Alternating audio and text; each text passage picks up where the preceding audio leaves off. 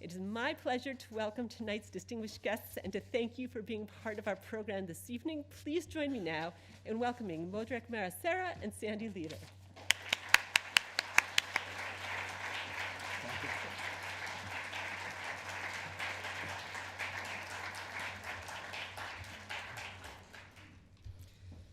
Good evening, guests and people that are watching this on TV. Good evening.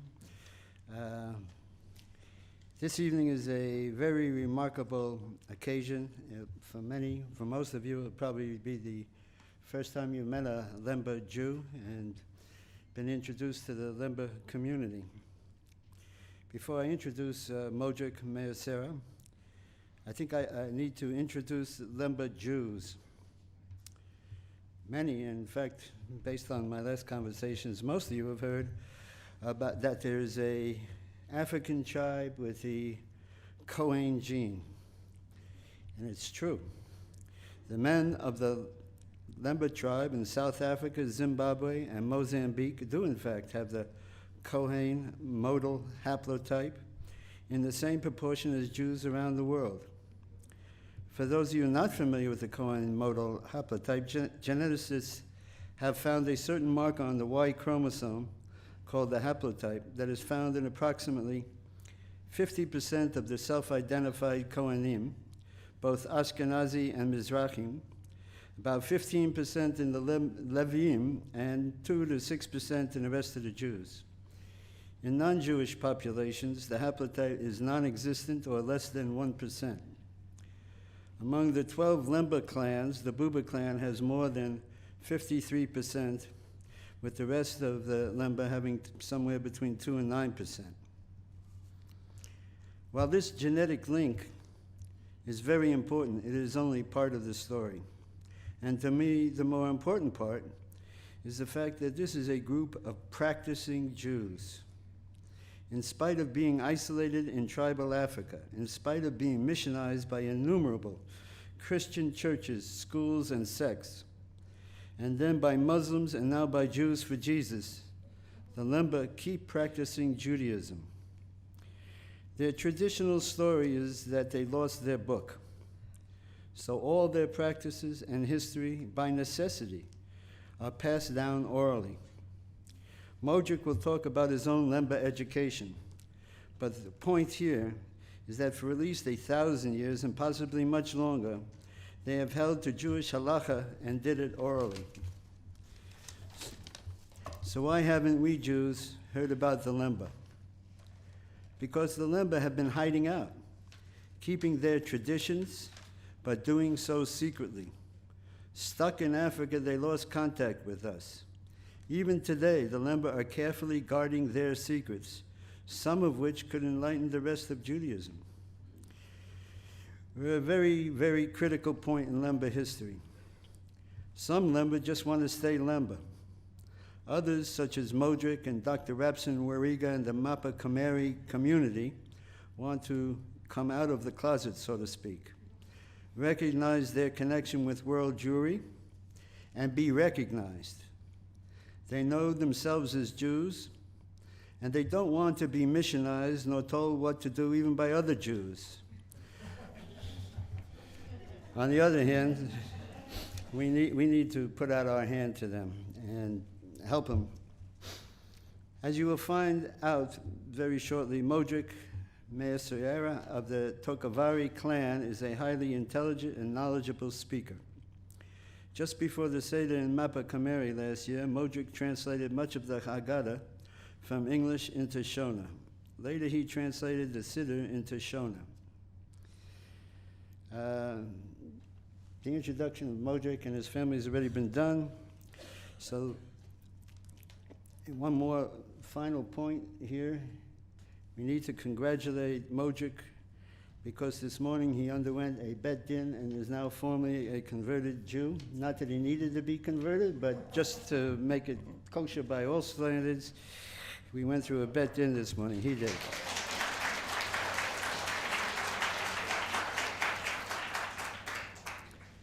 Before Modrek speaks, I want to alert you that at least one small but important Lemba secret will be revealed here tonight for the first time in public.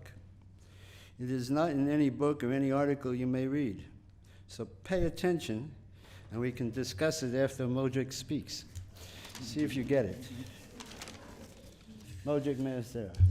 Okay.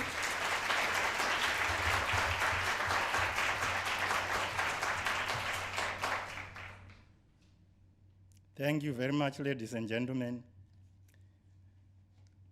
I am very happy and honored to be here tonight and to be speaking to you. Thank you very much for making me feel welcome. And to all the people who worked hard to make this event possible, to Harriet Bograd, and to the rest of the Kulan team, I would like to say thank you very much, first, for reaching out to us, the Lemba Jews of Zimbabwe, and second, for working tirelessly in making this event a success. This is my first time to be in the USA, and for me to be here now, speaking to you, is a dream come true. Thank you very much. As you have heard, my name is Modric Mercer, and I'm a Lemba Jew, and I'm a father of two. I live in Harare, which is the capital city of Zimbabwe. And I am also the Deputy Secretary of the Mapakomere Great Zimbabwe Synagogue. And besides that, I am also the coordinator of the cyber education program in Harare. I will tell you more about the cyber education program in Harare and the Mapakomere Great Zimbabwe Synagogue later on in the speech. But now I'm going to tell you about my tribe, the Lemba Jews of Zimbabwe, our culture, our history, our current status, the problems that we are facing, the solutions that we hope we are going to come with to those problems that we are facing. And so, the Lemba are a tribe which is found in Southern Africa.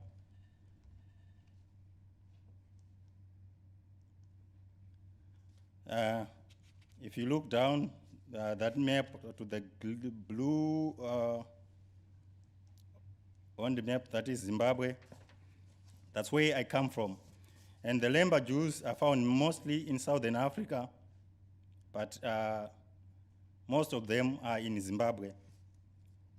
Our oral tradition, as transmitted to us by our forefathers, tell us that our ancestors were Jews who migrated from Judea to Yemen.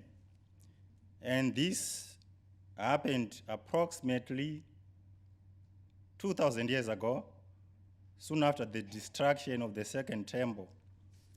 And they settled in Yemen for a while before moving on to settle in Africa. At first, they settled in Mozambique, which is also in Southern Africa. And this migration was necessitated by the need to find new trade routes and new trading partners, because Lemba were traders and middlemen. Later on, they moved on from Mozambique and settled in Zimbabwe, first in central Zimbabwe, but later on they moved further south, still in Zimbabwe, to settle in Great Zimbabwe area. It's a province called Masvingo today.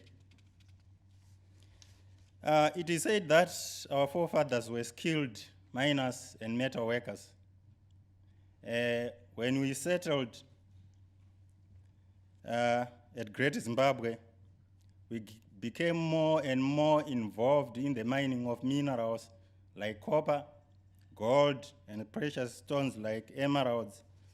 And we also processed these minerals, making jewelry like golden bracelets, necklaces, and so forth. We also believe that we built the Great Zimbabwe. The Great Zimbabwe is a stone-walled city. In the olden days, it served as a trading post.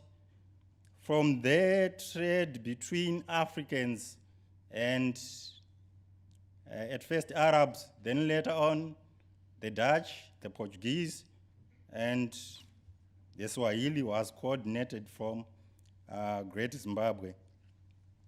Normally, we do not claim that we built the Great Zimbabwe because there are other tribes in Zimbabwe who claim that they built the Great Zimbabwe, and we try by all means to be politically correct.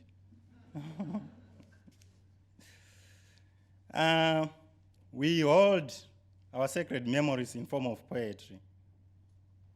And this poetry sometimes tell of our history and culture. There are two types of poetry that we use.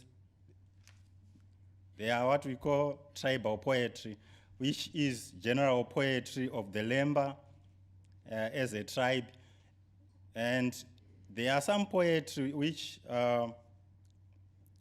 belong to the different houses of the Lemba tribe, because the Lemba is a tribe that is subdivided into 12 houses, and each of every house has its own particular kind of poetry that tells of that particular tribe's tribulations. There are specialties like were they miners, were they ironsmith, and so forth. My own clan's poetry, part of it, goes on like this. Batorava Zimbabwe, vavaki vemabwe, vashambadzi vadzo. From this poetry, we know, we of the Toakari clan, that we built the Great Zimbabwe. And we are also ironsmith and goldsmith. We made golden bracelets and we traded in these items. And from similar poetic traditions, we know that, like I said, our fathers were Jews who migrated from Judea to Yemen and from Yemen to Great Zimbabwe. That's our history in brief. Now I'll move on to tell you about our culture, our customs, our traditions. One of the most important cultural practices of the Lemba tribe is circumcision. For one to be called a Lemba man, one definitely has to be circumcised. And without being circumcised, one is treated as just being a non-Lemba. We call the people who are not Lembas Vasenzi. And although one may be Lemba, if he is not circumcised, he's as good as a Musenzi, a non-Lemba. So we used to circumcise our boys after 8 days, like what every observant Jew everywhere does, but now we no longer do that. We have shifted from 8 days to 8 years. You may wonder why we have shifted from 8 days to 8 years. From what we are told by our oral traditions, when Christian missionaries first arrived in Africa, they preached against any tradition that they deemed to be against the doctrines of Christianity. And unlike other tribes, African tribes, the Lemba resisted converting to Christianity. Hence, they became easy targets for persecution by Christians. So that's why we practice our culture in secret. Because of that persecution, we moved the circumcision from the homestead before we circumcised our young ones in the vicinity of the homestead. And we now shifted the circumcision from the homestead into forests or mountains, hidden away from the prying eyes of Christians and agents. And ever since then, the circumcision camps have since evolved to become also cultural colleges. In there, boys are taught history, poetry, some customs and traditions like how to kosher slaughter. And up to today, we still circumcise our young ones in forests and in mountains. My own education as a Lemba also started at the age of 8. And for me, that was 29 years ago. I remember it well. It was in August, and it was summer, 1983. We had just closed the school, and picture this, a little boy in grade 2 primary, still in primary school, packing his bag and preparing to go to the circumcision camp. He didn't know what was waiting for him in these camps. Why? We keep what goes on within these camps secret. One, because we avoid by any means necessary causing anxiety to little boys who are still to go and to be circumcised in these camps. Two, we live amongst non-Lembas, and we try to avoid imposters who would otherwise claim to be circumcised Lembas, and by so doing, they would end up kosher slaughtering in courts animals pretending to be Lemba. Hence, those who are yet to attend the circumcision camps do not know what goes on within these camps. So the little boy didn't know what was waiting for him within these camps. So he packed his bags together with other boys in the village, some 8 years old like him, others a little bit older. So they went, every boy was accompanied by an uncle, a father's brother or a father's uncle, and they went into the camps. Like I said, the camps are situated in mountains and forests, like what you can see in this picture, well hidden from sight. And so the boys went into the camp. This particular camp was ringed by mountains, 2 big mountains and a lot of other smaller hills. And there is a stream which flows close to the camp perimeter. So it was the ideal place to set the camp because the initiates would have unlimited access to water. So the elders left the little boys standing in a queue in order of their age, with the older boys in front. And the little boy, that was me, was 4th in queue. And the elders went, the uncles, inside the camp to prepare for the boys' admittance. And there they waited, speculating about what was going to happen to them in the camp.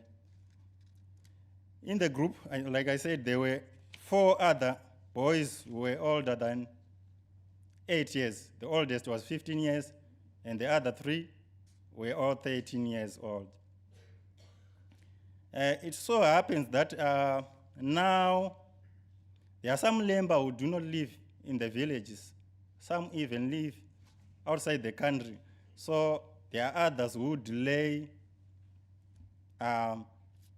going to the circumcision camps, hence there were these boys who were older. So the oldest boy, when the boys were talking among themselves, speculating about what was going to happen to them within the camps, was telling them that his own cousin had told him exactly what was going to happen to the boys when they go into the camp.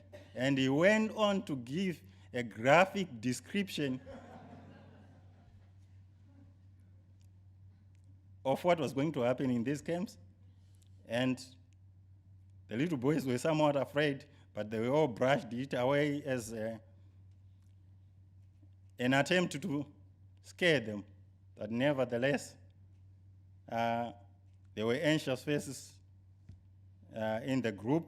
And as they were waiting, talking, surrounded by this beautiful scenery, trees, birds singing, the sun was shining. In August in Zimbabwe, it's summer.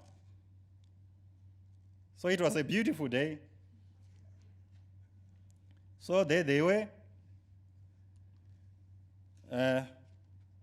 And suddenly, a drum started beating from the camp. And another drum joined, and yet another joined, until they couldn't just tell how many drums were beating from the camp. And also a shofar joined in. In Zimbabwe, we use shofars made of antelope horns. And this was the kind of shofar that was being blown, and people started singing, clapping hands. And before we know it, they knew it, the boys. An elder came and took the eldest boy, and together they trotted toward the camp and disappeared. And after some minutes, they came for the next boy, and before I knew it, I was in front and heading the queue, and soon enough, it was my own time to get into the camp. And the elder came for sure, took my hand, and I trotted beside him. And before we reached the camp perimeter, two more elders ran towards us. We call these elders rabbanis. Their main function is to assist the mohel. In that picture is the mohel, is the one who performed the circumcision when I attended, and he's still the one who is taking charge of the circumcision camps in Zimbabwe. So the rabbanis are the people who help the mohel in circumcising the boys, and after that, they are the ones who are in charge of the teaching program. So the rabbanis met us halfway. One had a woolen mask in his hands, and I was made to put this on, and from then on, I was blindfolded. And we trotted towards the camp. When we reached the camp vicinity, I was made to sit down, and immediately made to lie on my back, my hands and legs pinned to the ground, a hand clamped on my mouth. Then I didn't know it was so that I couldn't scream, but that was the reason. So before I knew it, I was circumcised and still dazed and in shock. The woolen mask was removed. The mohel was shaking my hand, congratulating me. The rabbanis clapping their hands. And I was carried into the camp proper, and there my wound was attended to so that it could stop bleeding. So this process went on for the rest of the day and for the following week until altogether we were close to 70 initiates. And after the process of circumcision, the lessons began: history, poetry, Lemba laws, how to shakta, and so forth. And after 3 weeks, we graduated from the camps. I need to explain that the learning process doesn't end within the camp. It's just the beginning. That's where we learn the basic stuff. Until today, I am still learning so that maybe when I reach the age of 55, I will be a qualified elder. So the day when we graduated, we had gone into the camp, boys, and we came out Lemba Jews. And then we could be called by the title Mushavi. This title is only used for those Lemba who have graduated from the camps. And it's a title that carries a lot of respect. So on the day that we graduated, I remember a lot of chickens, goats, cows were slaughtered to celebrate our graduation. I would equate this event to a Yale or Harvard graduation. That's how it is for us. That's how important it is. So this was also an opportunity for us to showcase that now we knew how to kosher slaughter animals. That's how important circumcision is to the Lemba Jews. So that's just about it, about circumcision.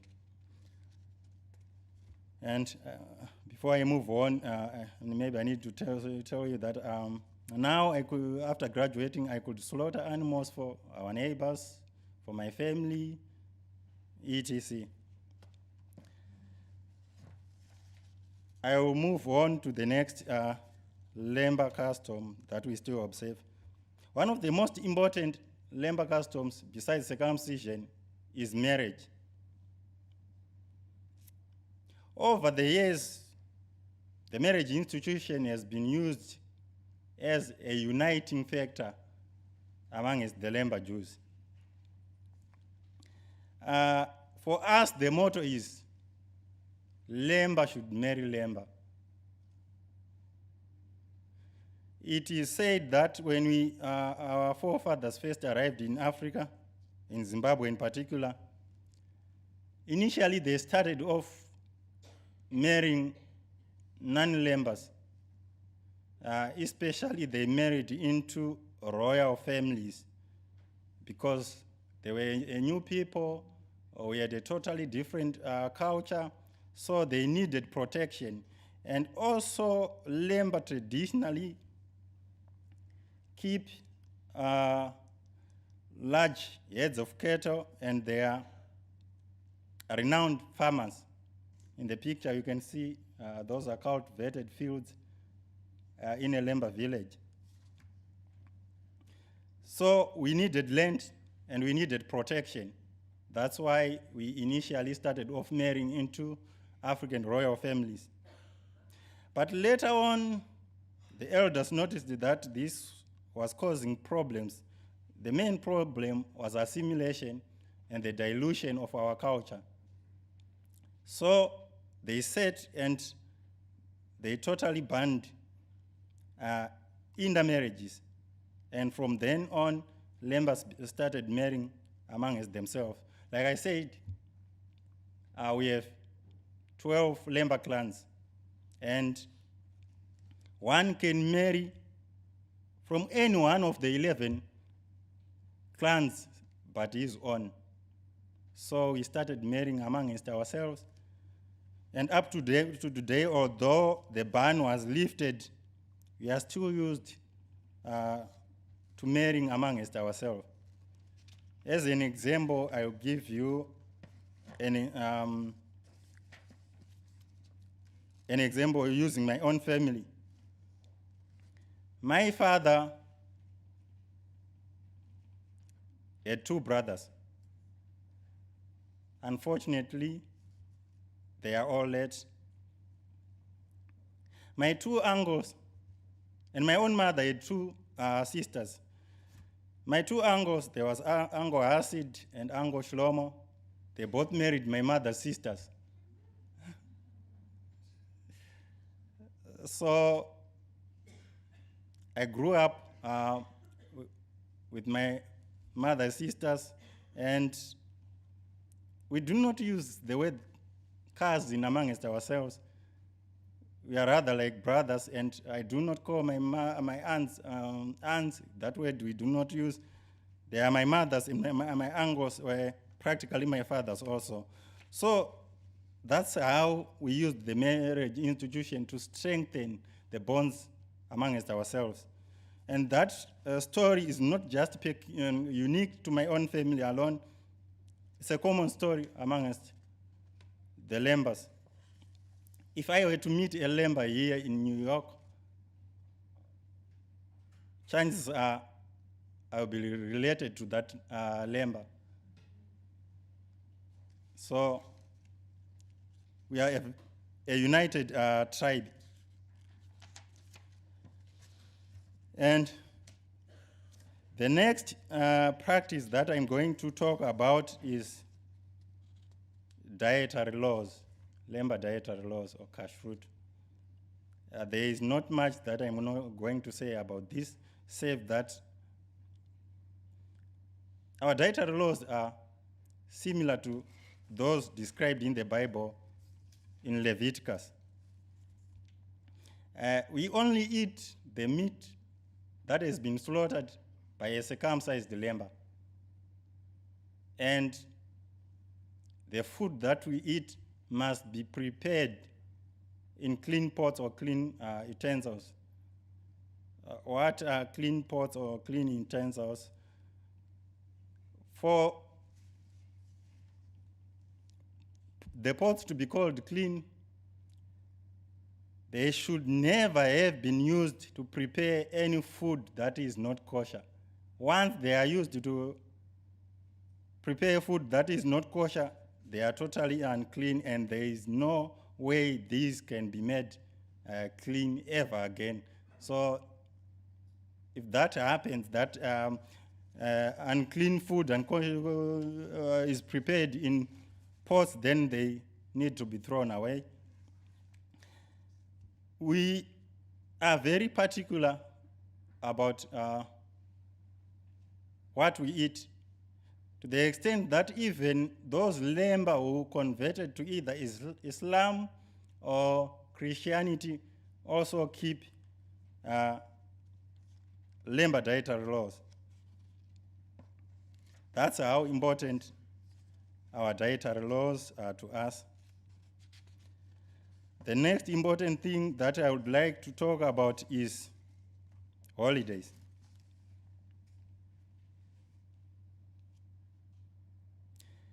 Despite the invasion by Christians and their modern ways, we still have some holidays that we keep that are not similar to the ones that are kept by Christians. Chief amongst these holidays is Shabbat.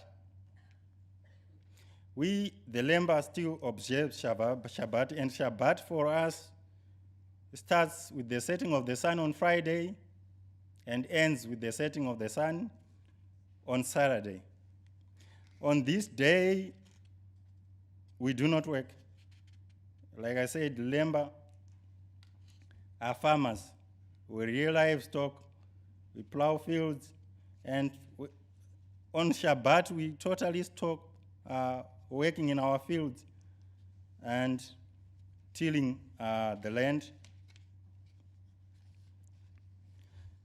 The other holiday that I would like to talk about is the new moon.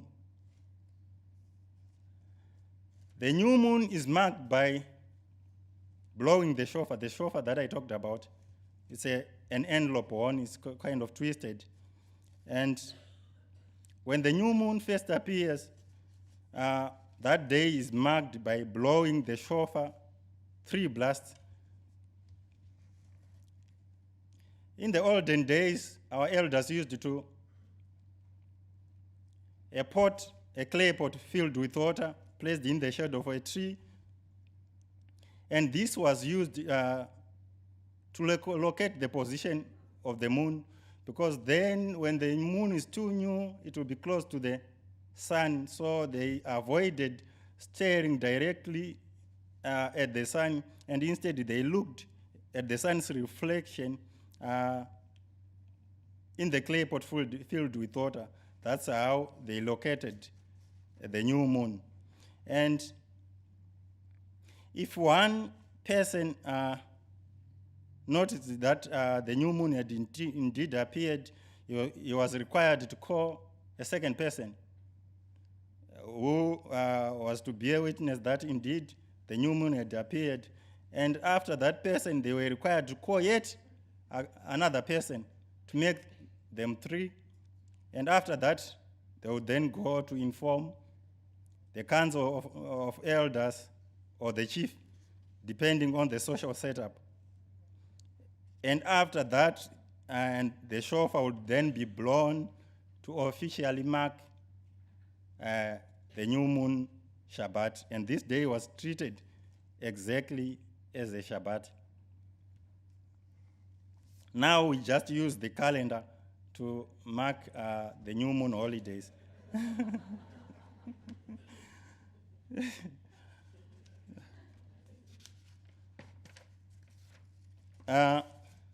For more about Lemba customs and traditions,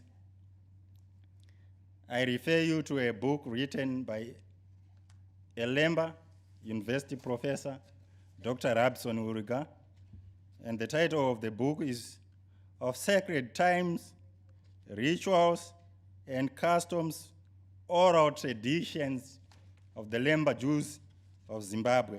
I'm sure there are flyers that you are going to be that are going to be distributed to you, so that you can see the title of this book. That's just about it, about Lemba history and culture, and their culture and customs. Now, I'll move on to tell you about contemporary Lemba life.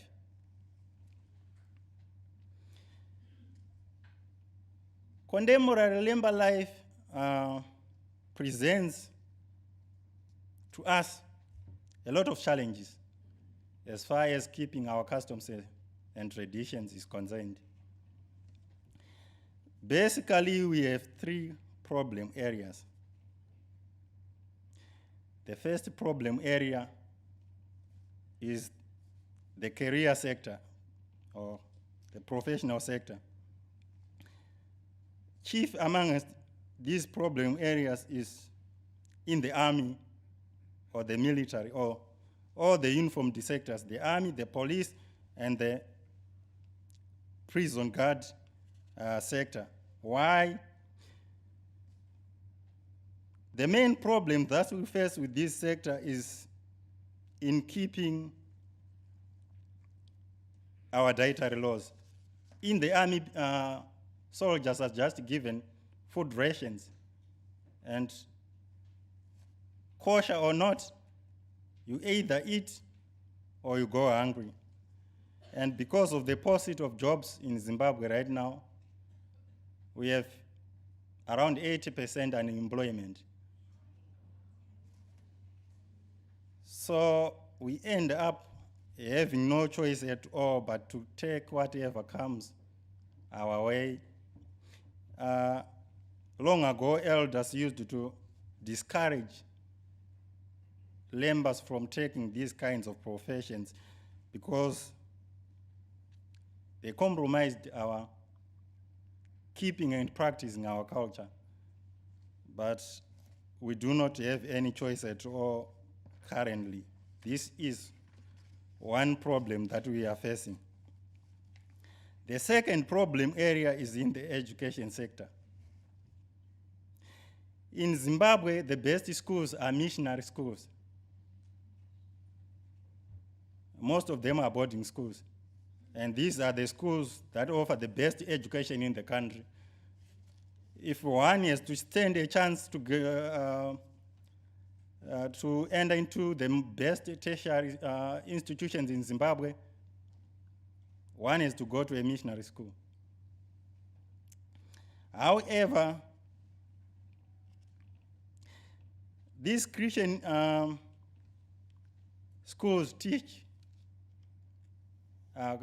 some Christian subjects. And also it is difficult, most of them do not respect Lemba customs and traditions. So we find ourselves looking for schools that are at least sympathetic to our culture and traditions. And mostly these are the schools that border our villages or communities, or the schools that have Lemba teachers or even Lemba headmasters.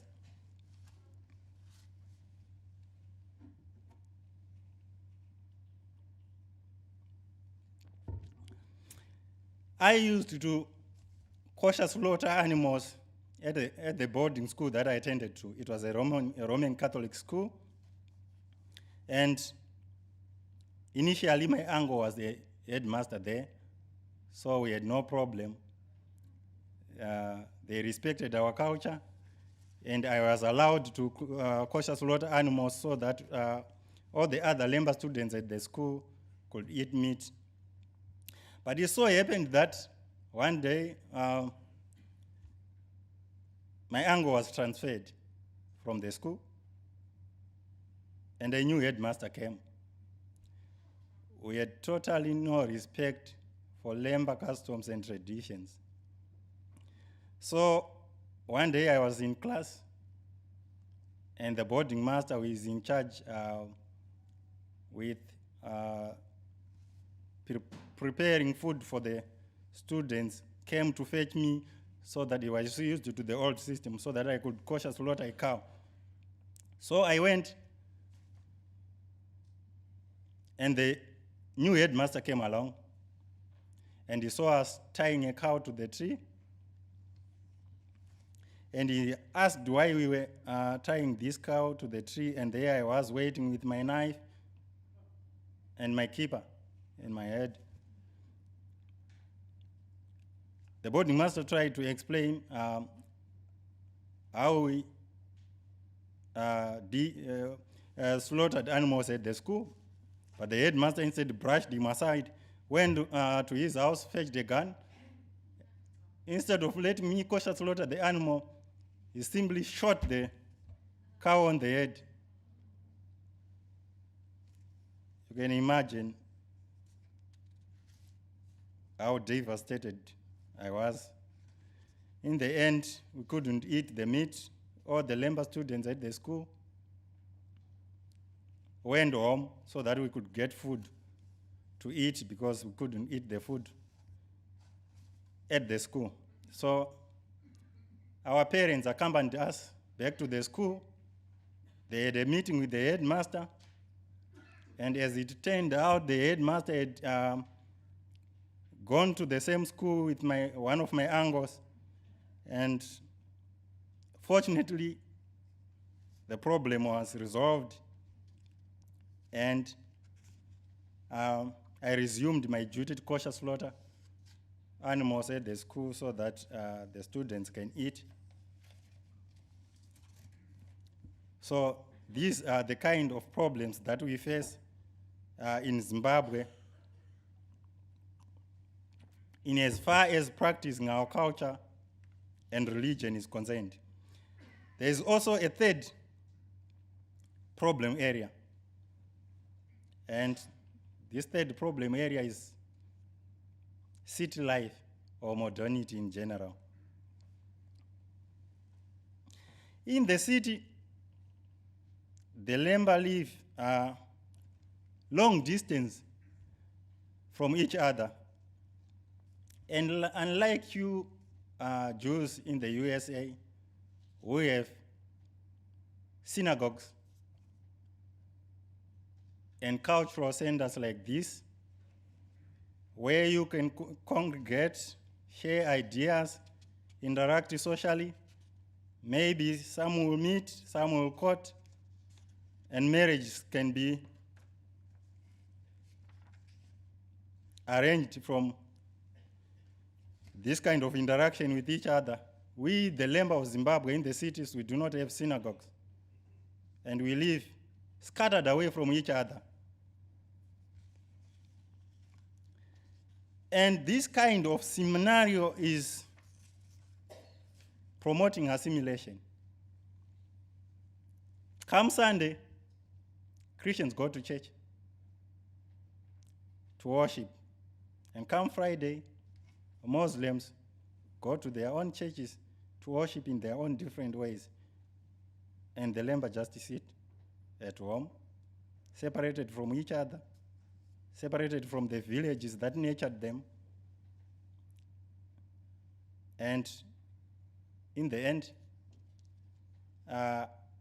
it takes away that conviction that we used to have when we still lived in the villages, where there were elders who still reminded us about how important it is to keep our culture, and seeing culture being practiced and religion being practiced just gives us some kind of conviction. But in the cities,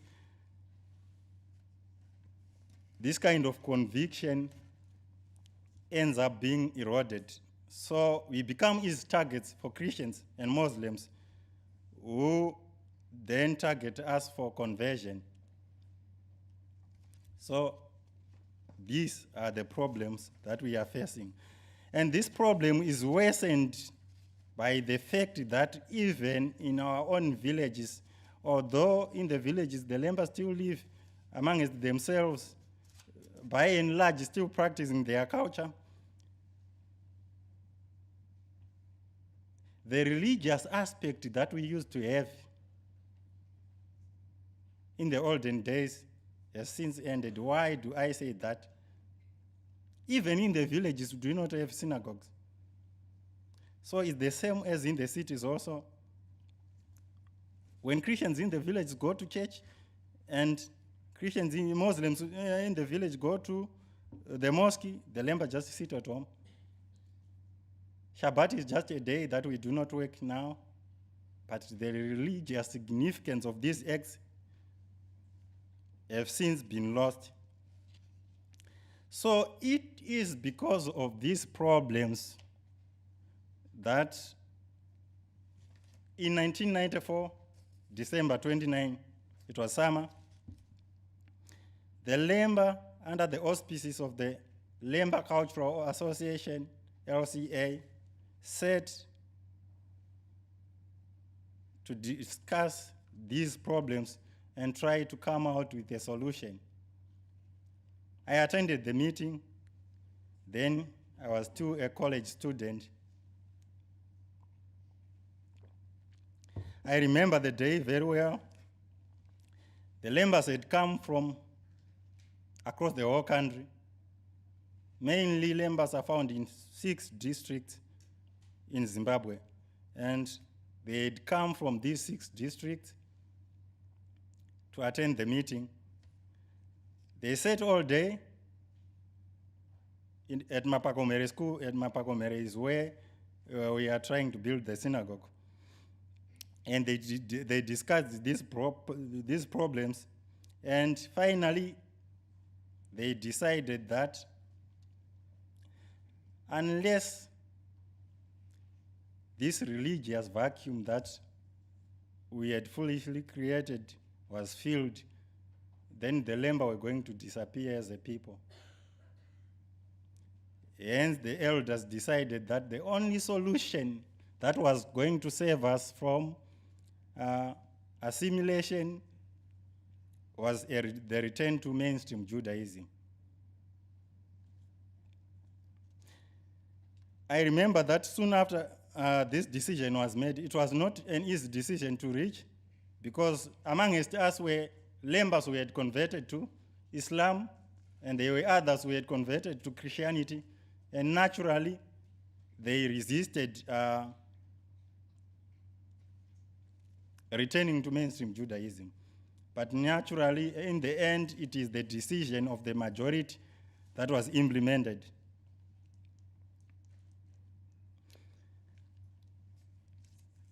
These were the elders who attended the meeting then. So I remember vividly that it rained soon after this decision was made. And for the elders, rain signified that a correct decision was made. Maybe it was just a coincidence, I don't know. But for them, it signified that indeed a correct decision was made. So it is because of that decision to return to mainstream Judaism that we planned to build a synagogue close to Mapakomere School. This is exactly the place where this meeting was held. So a decision was made that we were going to build a synagogue there.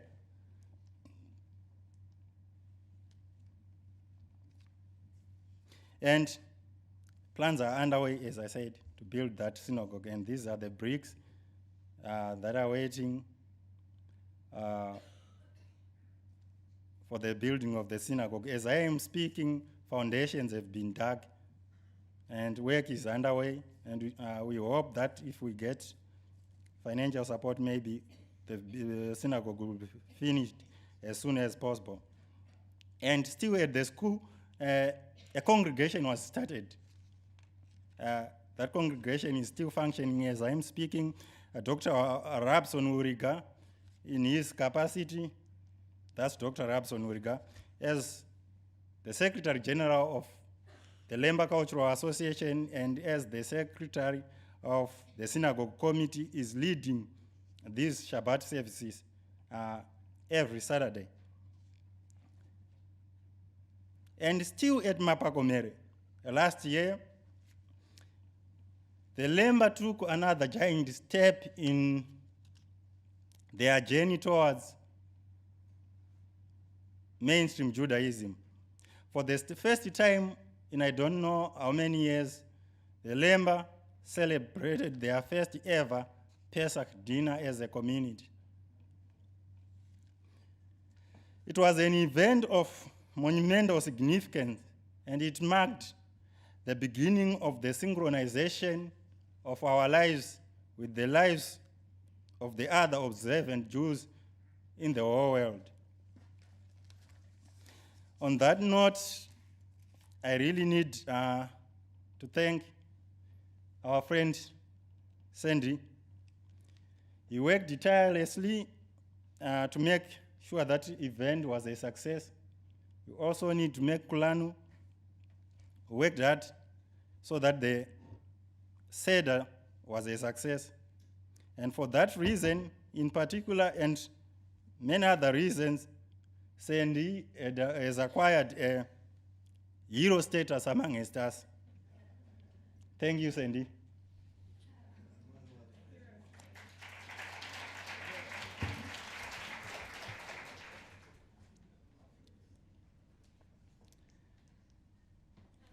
That's Sandy in Mapakomere just before the Seder dinner. He was living in that tent.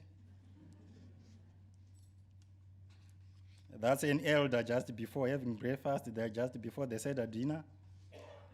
And that's Dr. Rabson Uriga, the one who is leading Shabbat services at Mapakomere. That's Dr. Rabson Uriga's family during the Seder dinner. Sandy himself in charge of the Seder dinner. Lechaim.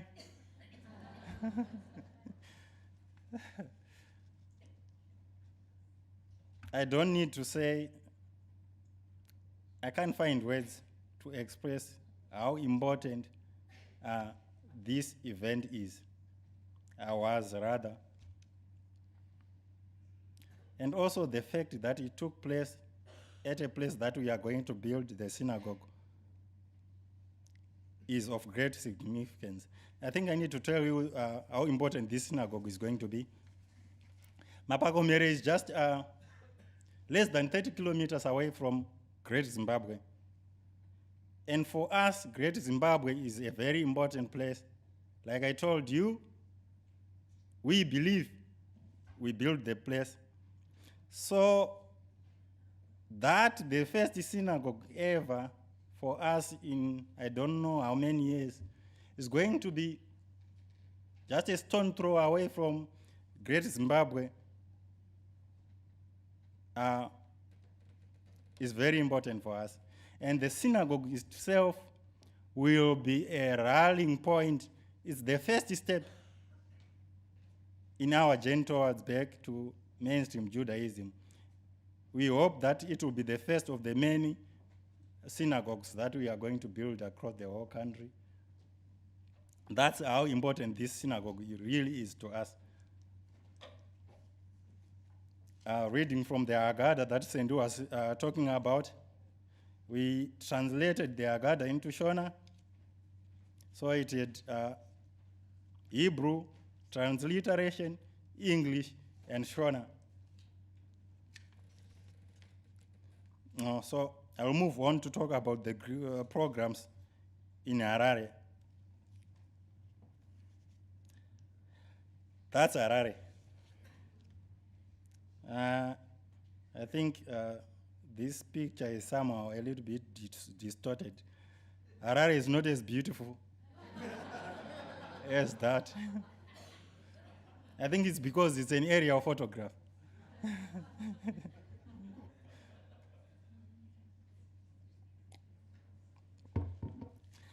Harare is the capital city of Zimbabwe and is a place of employment for the most successful university students. Most of the people who graduate from college go to Harare to look for employment, including the Lemba. So this also is the city that is most susceptible to assimilation. And to counter this, as a follow-up from the decision and the resolutions that were made at the meeting that I just talked about, we recently started a congregation in Harare to substitute the villages and reinstitute the village-based values that the city life has belittled and is continuing to belittle. So we started this Shabbat services, and we are holding this at a city school. And we hope that in the near future, we are going to establish more congregations in different suburbs of the city and even move further to other cities to establish congregations. That way, we will be countering or stemming the tide of the evangelizing Christians and Muslims. We have been targeting, taking advantage of the vacuum that we had fully created. So to organize these congregations, we need Lembas who received at least basic education in Judaism. So we started a cyber education program. In this program, we study via voice over internet protocol programs like Skype, Google Chat, basically over the internet. And initially we started as 3 students, and we were learning via Skype. They are volunteer teachers. Most of them are in Israel, and some of them in the US of A, who volunteer their time to teach us via Skype.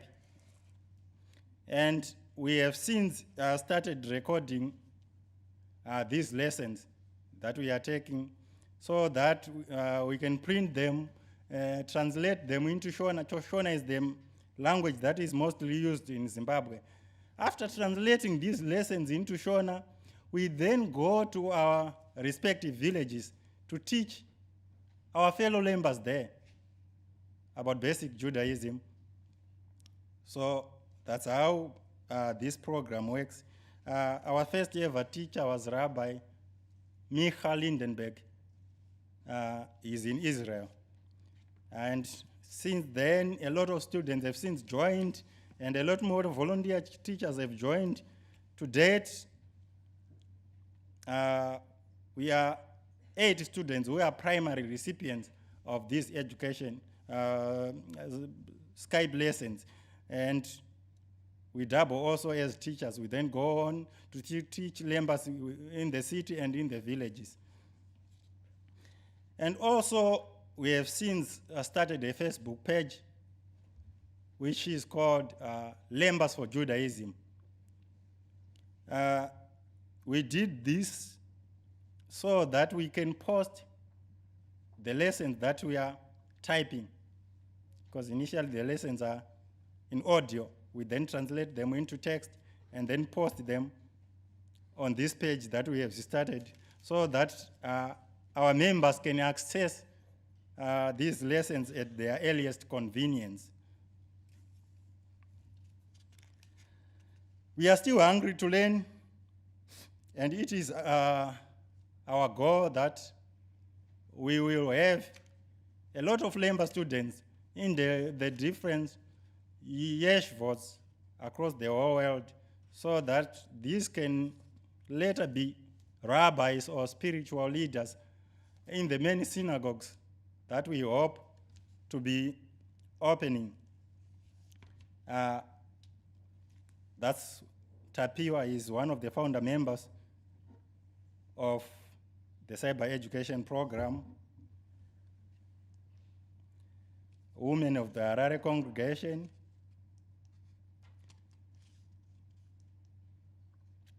Lemba students in the rural areas, and that's George Zakawapano is the leader of the cyber education in one of the districts, Buyera. And since we are coming back to mainstream Judaism,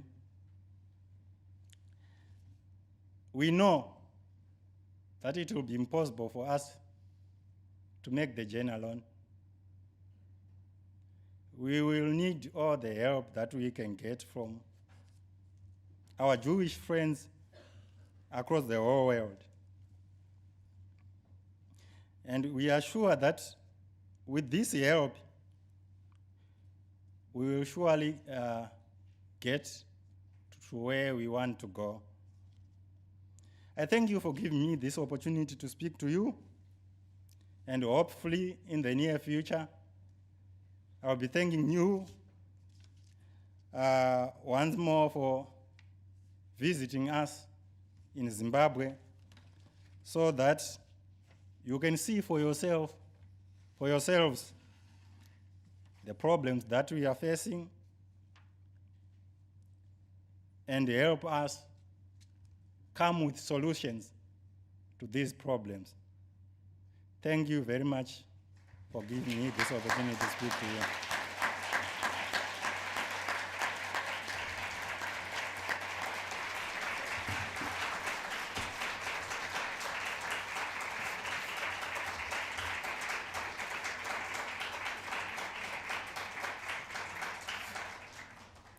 Thank you, Modric.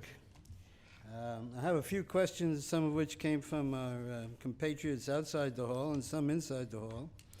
Two of them are approximately the same. I'll read them together. What are the girls' training and responsibilities and roles of the women? Can you speak a little about Lemba women? I know it's not your, you didn't get trained exactly in this, but maybe you know. About what the women's role and how they get trained. How they get trained, how they learn the role of being a Lemba wife, a woman. Okay. There are some Lemba who become Lemba women by converting to Lemba. These are the women who are non-Lemba women who get married by Lemba men. And these have to undergo a conversion ceremony. And this kind of conversion ceremony is,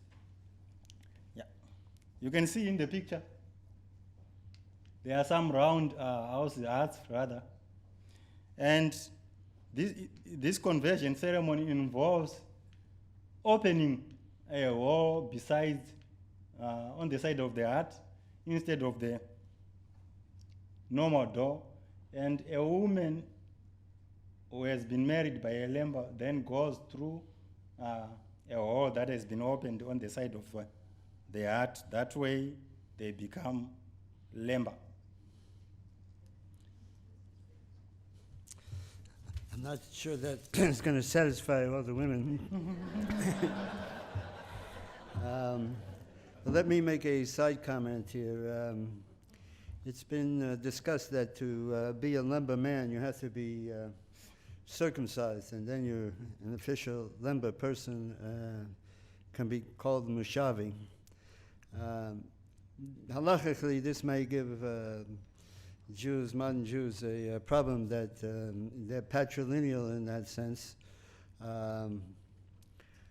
but they're also, all the women have been converted. So to be truly a Lemba, you both have to have a mother and father that are Lemba, not just the mother. So someday we'll have to discuss that with the Rabbanut. I think you answered it, but maybe you can repeat some of it. What inspired the Lemba to come out now? I think you've answered it, but maybe you want to make another comment. Do you have any other comment? Our living in seclusion, I would equate that to a lake or a pool with no feeder streams. The water becomes stagnant. That's the reason why we are coming back to mainstream Judaism. By so doing, we are creating a feeder river that will go on to refreshing the water that has gone stagnant. That water is us, the Lemba Jews of Zimbabwe. And that feeder stream is the world Jews.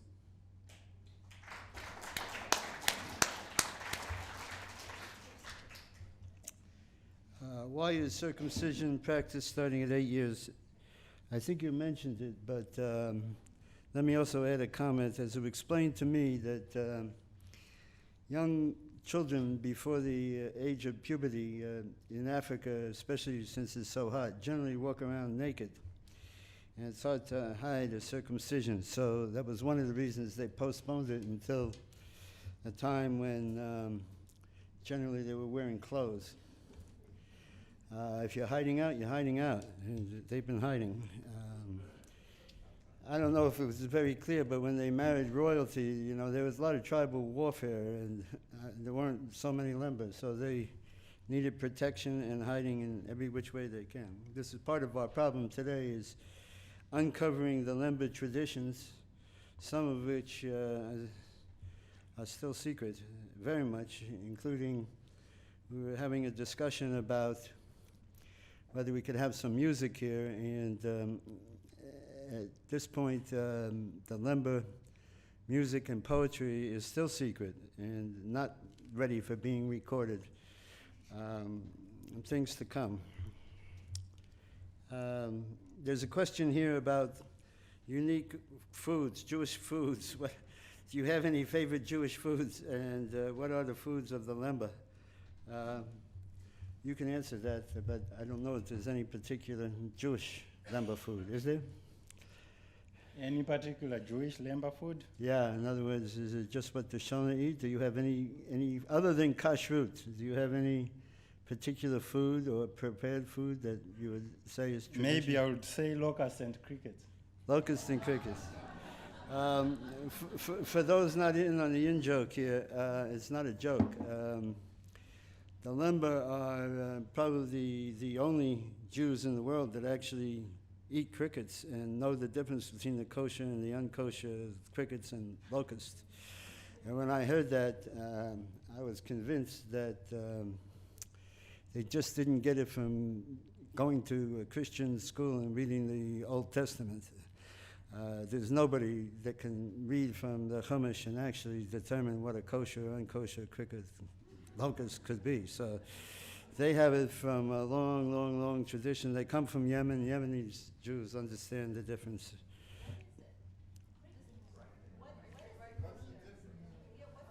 We're not going to get into the halacha of the difference. It has to do with their back legs and the color of the wings, but I'm not going to get into it because I don't know, and I don't think this is the time to do it.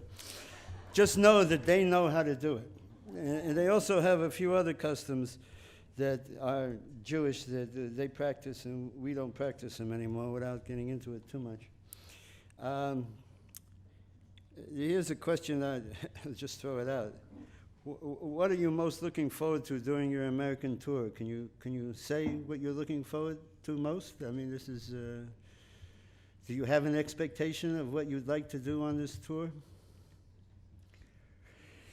The most important thing right now that I talked about is our synagogue that we want to build. And the sooner we have that, the more we prove to the Lemba across the whole country in Zimbabwe that we mean business. So that even those who are straddling the fence can come over and join us. So currently we are having financial problems, so that building the synagogue has been delayed. We were expecting that it was going to be finished by end of year last year, but up to now, like I told you, we are still on foundation. Just to be clear, the synagogue is probably going to cost somewhere around $70,000. We have already raised or have committed something around $15,000 after spending about $10,000 already on permits and bricks and other stuff. So we have about 25% of the money needed, and would like to raise all of it tonight. Just make a big pledge. Let me also talk about, Modric has talked about the symbolic and real need for a synagogue as a place where Lemba can meet and express their religious beliefs. Lemba beliefs, Jewish beliefs, without Christians, Muslims banging on their head. You saw the tent that I stayed in. The reason for the tent is there is no place in Mapa Kameri to stay. I mean, I could maybe stay in somebody's house, but they don't have the luxury of multi-room houses and stuff. And one of the reasons the need for the synagogue is that it's going to have a couple of rooms that can be used for teachers to stay. And at some point, we would like to invite teachers, rabbis, students, young Israelis, whoever, to spend a month there teaching. But right now, there are no facilities there. Mapa Kameri, as much of Africa, I have a standing joke that I had running water.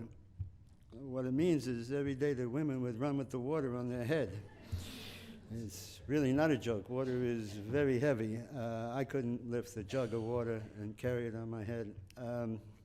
So there's no running water, there's no toilet, there's some latrines, there's no running water, and no particular place for any guests to stay in Mapa Kameri. You could stay at the Great Zimbabwe, 10, 15 kilometers away. But to actually have a teacher in place, part of the facility, the synagogue, will provide that room, and we're going to build toilets and hopefully showers and a few other things. So on our agenda is the synagogue and electricity. There's no electricity. There's to a schoolhouse, but there's not to the synagogue, and it doesn't matter because the electricity only runs a couple hours a day. So we're looking at solar panels and a well with a pump run by the solar panels for water and maybe some irrigation. We get some better farming techniques in there. Anyway, the importance of the synagogue on a practical level is a place where they can meet and we can teach.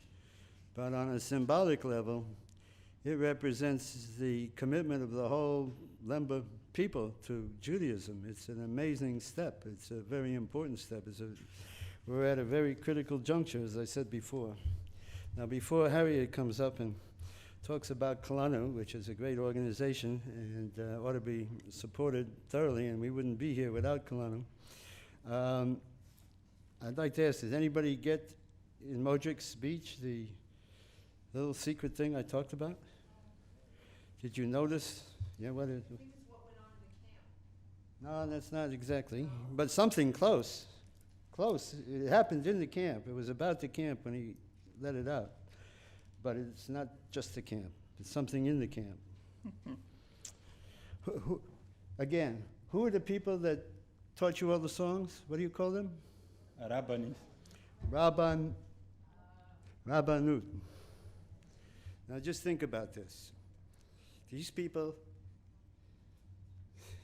in the middle of Africa, thousands of years separated from Jews, and their teachers are rabbis. This is the second time I've heard this. It's not anywhere written. And the first time it was when I was with him, and some elder let out these. He had just been to Israel on a Messianic Jewish retreat. They throw money at these people just to convert them. Anyway, they took him to Israel and showed him all the Christian places. But when he came back, he was startled because he found out that that's what we call our teachers, rabbis. And they've been using the same terminology in secret for years. As I said, there's many secrets that the Lemba have. This might be one of them. There are a couple of others we're not ready to discuss, and many more that I don't have a clue about. So anyway, is Harriet coming? Where is Harriet? You're going to introduce Harriet?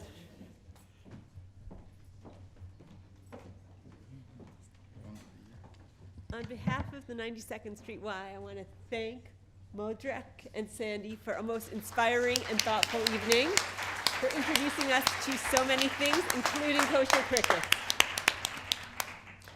It is now my pleasure and honor to welcome Harriet Bograd, the president of Kulanu, to say a few words.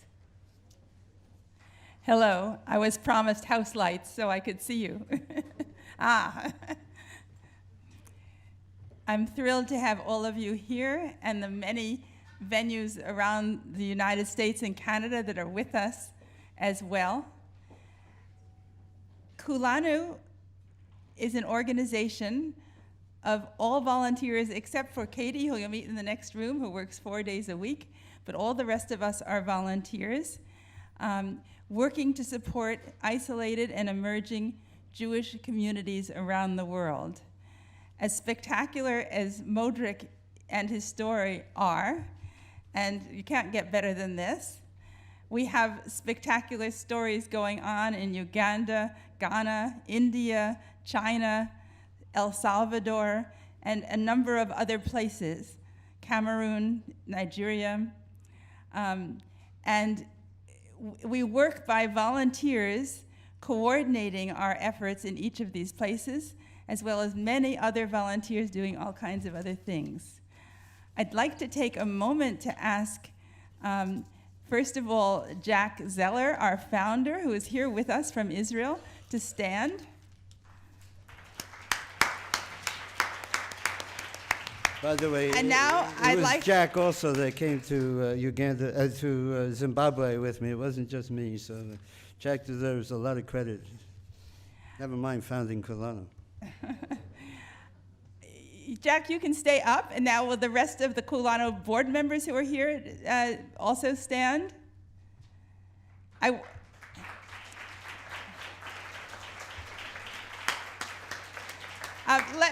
We have very limited time, so I'll ask you to stop applauding because I'd rather do other things with our time. One of the reasons I'm asking them to stand is that for those of us in New York, we're going to have a social time after this, and I want you to know who's available to answer your questions rather than everyone lining up with a couple of people.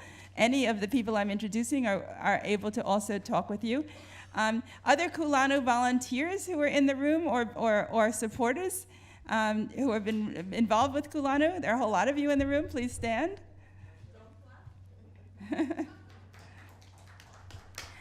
Okay. And now, if those of you who are new to Kulanu and are just learning about it for the first time, feel free to stand also. Okay, I accept. how can you help? The first thing you can do to help, if you haven't already done so tonight, is to sign a sign-in sheet so that we can stay in touch with you. If you're ready to go further, there are donation envelopes at a table in the next room, and there are also things that we're selling, but we're especially interested in donations, even recurring donations, to help make this dream a reality.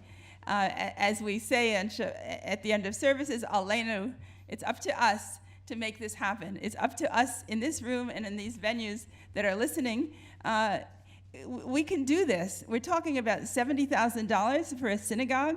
We're talking about $10,000 a year to make the Harare Congregation and Cyber Education Program a viable program, not only in terms of their local work, but also in terms of visiting teachers, and hopefully about $10,000 a year for the Mapakom Here program to be sustained in a generous way.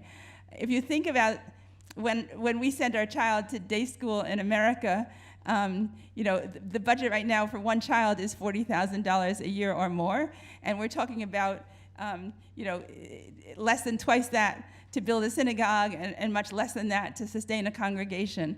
For the synagogue, if you'd like to honor somebody, they will be happy to name parts of the synagogue or all of the synagogue for your relatives. Where can you do that in the United States? So I know our time. It may be over. So I will stop now, but and we also are always welcoming new volunteers. Please meet with Katie at the desk if you're interested in being involved with us as a volunteer. Thank you so much.